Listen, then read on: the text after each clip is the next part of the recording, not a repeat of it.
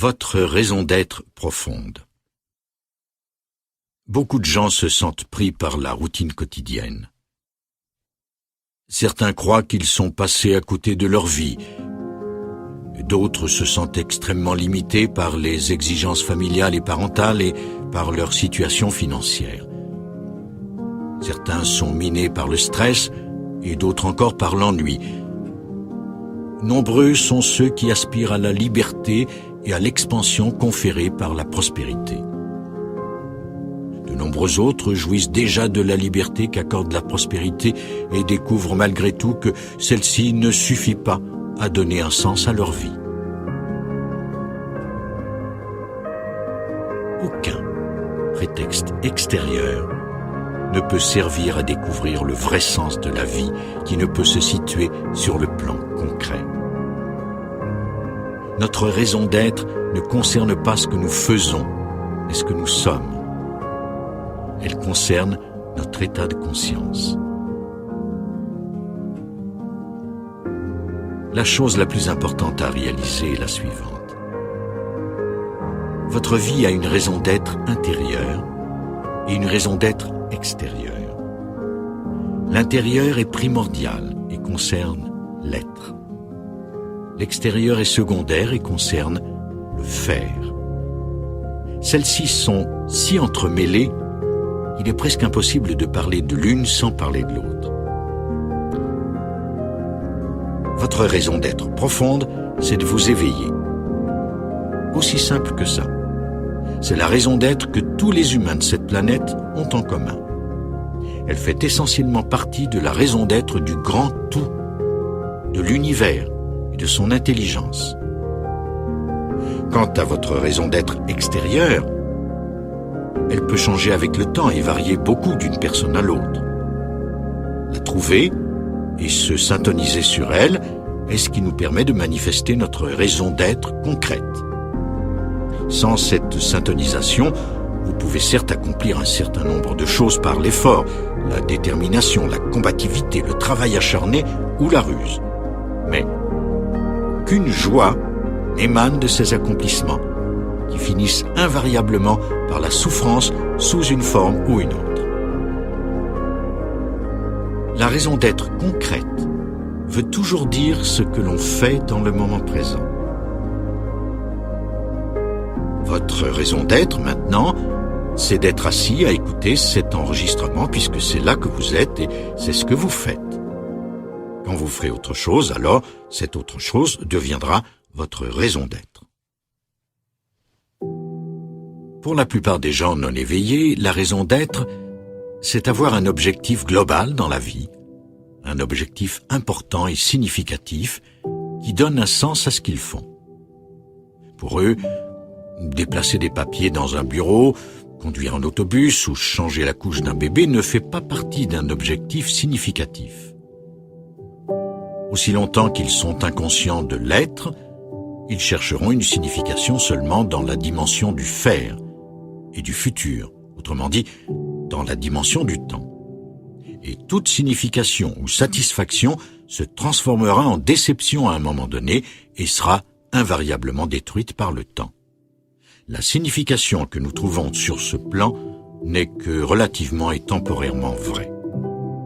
Par exemple, si l'éducation de vos enfants donne un sens à votre vie, que se produira-t-il lorsque ceux-ci n'auront plus besoin de vous ou ne vous écouteront plus? Si le fait d'aider les autres donne un sens à votre vie, vous dépendez des autres plus que de vous pour continuer à donner un sens à votre vie et à vous sentir bien. Si c'est le désir d'exceller, de faire et de réussir qui donne un sens à votre vie, que se passera-t-il si vous ne réussissez jamais ou si votre bonne étoile vous abandonne un jour comme cela se produira probablement?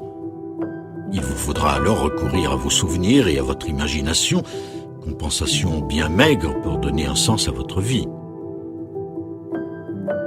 Réussir dans un domaine quelconque n'a de sens que si des milliers ou des millions de gens ne réussissent pas.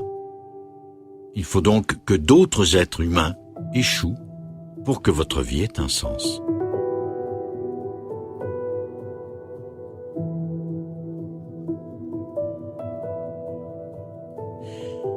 Je ne dis pas qu'aider les autres, prendre soin de vos enfants ou viser l'excellence soient des choses sans valeur. Mais cette raison d'être extérieure est toujours relative, instable et impermanente.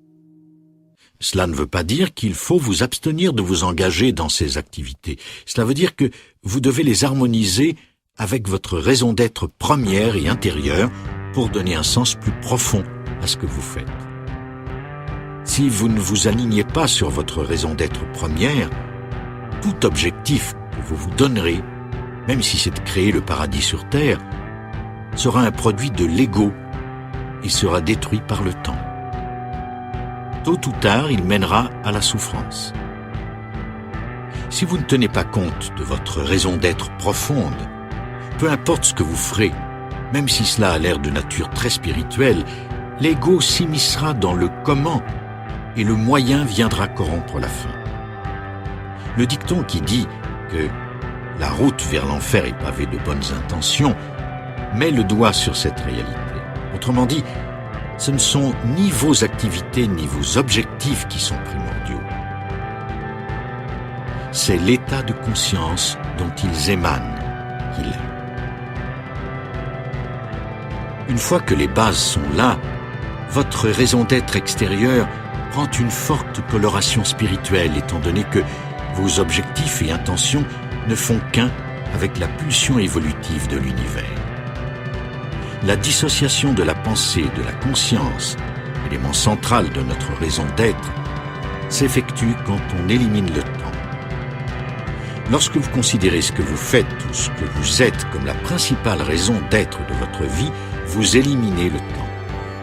Ceci vous donne un pouvoir incroyable. L'élimination du temps dans ce que vous faites crée un lien entre vos raisons d'être intérieures et extérieures, entre l'être et le faire. Lorsque vous éliminez le temps, vous éliminez l'ego. Alors, soyez loyal envers la vie en étant loyal envers votre raison d'être intérieure. Dès que vous devenez présent et par conséquent total dans ce que vous faites, vos gestes se dotent d'une force spirituelle. Quand vous rencontrez des gens au travail ou ailleurs, accordez-leur votre attention totale. Vous n'êtes plus principalement là en tant que personne, mais en tant que champ de conscience, de présence vigilante.